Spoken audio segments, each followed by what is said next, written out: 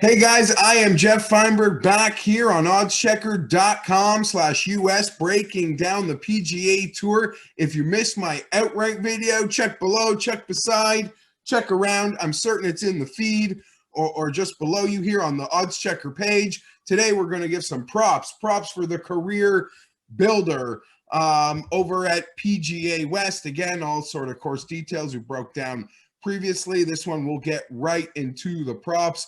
Like, sub, comment. Tell me which props you like this week that I am forgetting about, or if you want to fade one of my props, go for it. Go head to head. I got a head to head. Speaking of that, play the other side. You'll find out in a moment. Like, this video goes a long way into helping me, supporting Odds Checker, and hit the sub button so my golf and NFL content can drop right into your feed each week, multiple times a week. I'm really excited to do it. Hope you enjoy watching it. Hopefully we can make some money. Last week, I think we did okay with the props card. I want to say we had Nah on the props card. Didn't pick him to win. I was tempted to put Nah on this props card. I guess off the bat, I'll say Nah at plus 400 for his top 10 this week was quite tempting. I could see him riding that form into another favorable course. I didn't pick it, although maybe I should just throw it on. I really do like Kevin Na. I actually think his outright odd is kind of being disrespected, but I'm not betting Kevin Na to win back-to-back tournaments. So I don't mind that plus 450 on Na to finish inside the top 10. Okay, let's start farther back from the pack here. Charlie Hoffman, guys. Charlie Hoffman. He gained 9 strokes ball striking last week at the Sony. He finished second place here a few years ago. I'm riding the form that is Charlie Hoffman at the moment, both in terms of a top 20 plus 400 over at PointsBet when using the Odds Checker grid. Charlie Hoffman, top 20. That is a great line. Using Odds Checker, I compare that over to some 275s that are available. So we're going to smash the Charlie Hoffman T20 plus 400. And we're also going to get in on a little bit of Charlie Hoffman T10. Charlie Hoffman T10 plus 800, friends. That one's over at Bet365. So we're double barreling Hoffman in the props this week. T5, T10, using that Odds Checker grid, making sure we get the best numbers. Hoffman was unconscious with the ball striking last week. We're at another venue where it's you're clubbing down off the tee, and it's all about ball striking. And honestly, the winner here's over 25 under.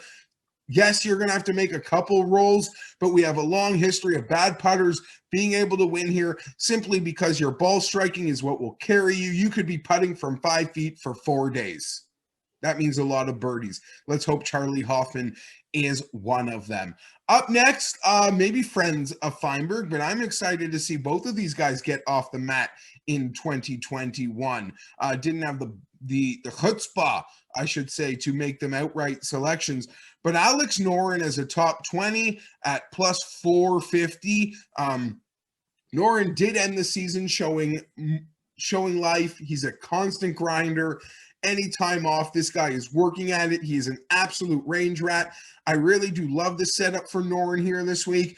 I do like his little track record in California. He has lost for me in a playoff to Jason Day at Torrey Pines before. Can't believe we're at Torrey next week. The Farmers, former San Diego Open. No Tiger. That is sad. And Tiger's going to miss Riviera, and that's sad. And hopefully Tiger's healthy for the Masters. We can talk about that more later. Noren plus 450, top 20. Club down off the tee. We smoke show with those irons, and my boy Noren hits a couple clutch putts. Many of the same reasons I'm willing to go to the wall here with Ricky Fowler, friends. Fowler at a top 10 is plus 450. I guess an identical number to the Noren number, except Noren needs to come top 20 and Fowler will need to come top 10 for us to cash this. Fowler's driver has really let him down as of late.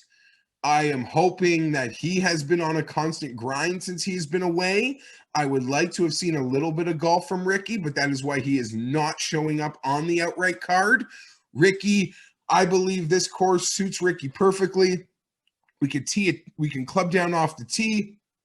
get into fancy layup spots, because as I mentioned, off the tee, in my opinion, is what has hurt him. It hasn't put him in a position to use his irons, to use his well-documented success with his putter. I believe this course gives him that opportunity. I'm expecting a hot start into 2021 for my man Fowler.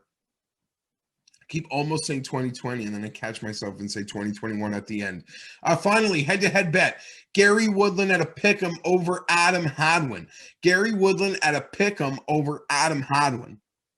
Another guy, Woodland, I would have liked to seen him tee it up already this year, but that's not going to stop me.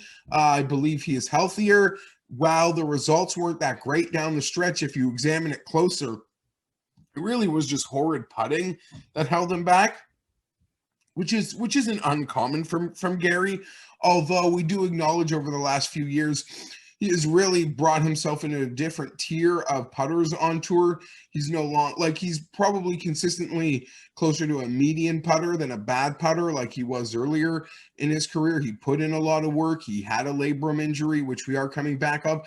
I feel this is just a great number and an inflated number for a guy like Hadwin, who you're betting on his course history. And I'm going to take the talent of Gary Woodland.